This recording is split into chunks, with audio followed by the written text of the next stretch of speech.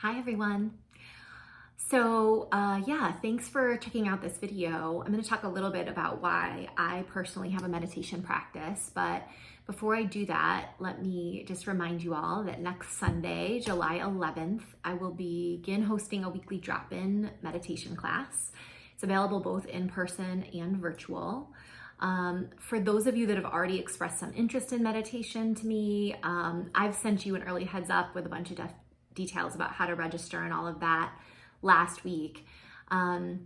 This week I want to talk a little bit about why I meditate to everyone and see if there's anyone else out there that is curious and wanting to know a little bit more. I think people start to meditate or stumble into mindfulness practices for a variety of different reasons. And I have personally found that meditation has made a big difference in my life for at least 3 of those typical reasons. So let me kind of share some of those experiences and see if any of them resonate with you. The first thing I'll say about mindfulness meditation practice is that it really does improve my experience of day-to-day life.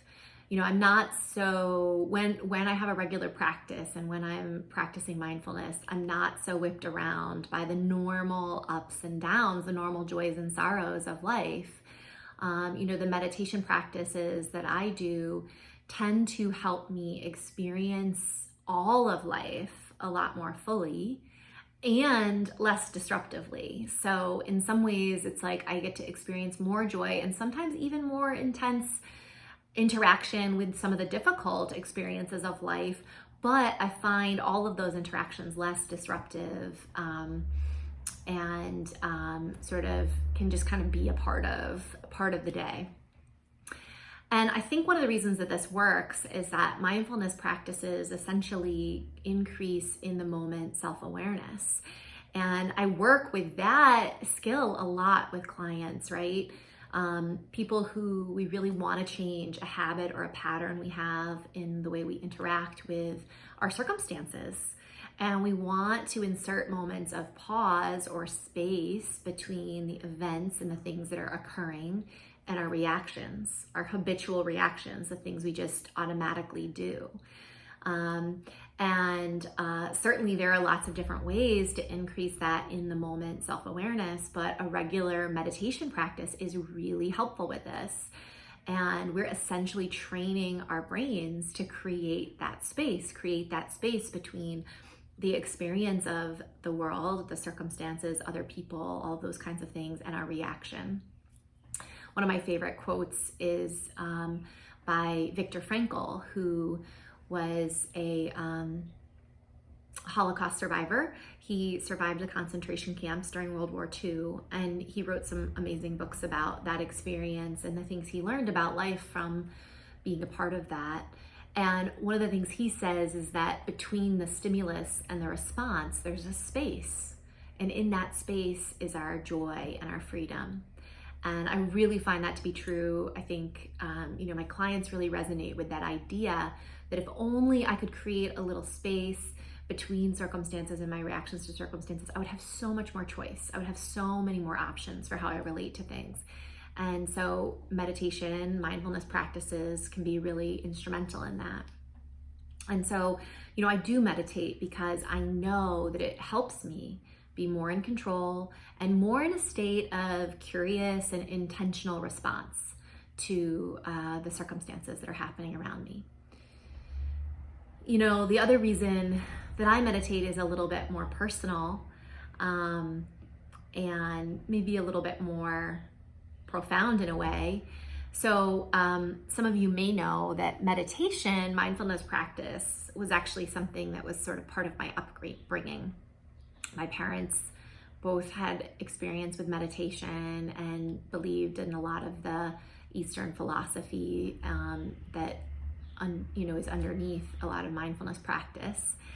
And when I was in high school, I was experiencing sort of one of my first heartbreaks, which was not the end of the world. Even at the time, I knew it wasn't the end of the world, but it was still a relatively intense period of emotion.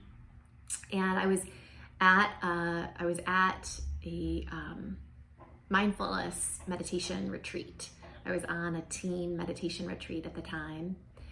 And, I was sitting in the meditation hall practicing, and all of a sudden, this profound feeling of forgiveness and really a release of all the emotion and the thoughts I had about this breakup completely washed over me. And any heartache I had, just moments earlier, was completely gone and replaced by tenderness, care, hope, and so in that moment, I had this experience of how meditation practice can actually dramatically change an experience, an emotional and a story, thought-based experience that I'd been having for weeks. It's not just about in this moment how I respond to things or just daily life and daily nuisances. There's actually things that could be, long-standing challenges that could be removed and eliminated through meditation practice. And that was an important moment for me to realize that was possible. And so, when I was in my later teens and early 20s, and I was struggling with depression and an eating disorder, meditation, I knew was going to be a path to get me back onto a track with the positive life that I wanted to have. And then later on, when I felt really disconnected and disengaged in a job, really like I'd lost my way and my sense of purpose, again, meditation practice sort of came back as a way to get back on to a more positive path with my life. So,